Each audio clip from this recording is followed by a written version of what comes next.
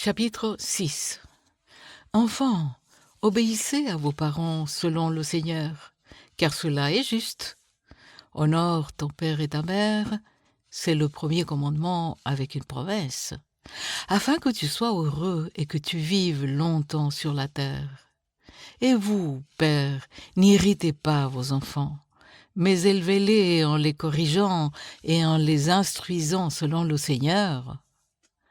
Serviteurs, obéissez à vos maîtres selon la chair, avec crainte et tremblement, dans la simplicité de votre cœur, comme à Christ. Non pas seulement sous leurs yeux, comme pour plaire aux hommes, mais comme des serviteurs de Christ qui font des bons cœurs la volonté de Dieu. Servez-les avec empressement, comme servant le Seigneur et non des hommes, sachant que chacun, soit esclave, soit libre, recevra du Seigneur selon ce qu'il aura fait de bien. Et vous, maîtres, agissez de même à leur égard et abstenez-vous de menaces, sachant que leur maître et le vôtre est dans les cieux, et que devant lui il n'y a point de favoritisme. Au reste, fortifiez-vous dans le Seigneur, et par sa force toute puissante. Revêtez-vous de toutes les armes de Dieu, afin de pouvoir tenir ferme contre les ruses du diable. Car nous n'avons pas à lutter contre la chair et le sang, mais contre les dominations, contre les autorités, contre les princes de ce monde de ténèbres, contre les esprits méchants dans les lieux célestes. C'est pourquoi prenez toutes les armes de Dieu afin de pouvoir résister dans le mauvais jour et tenir ferme après avoir tout surmonté.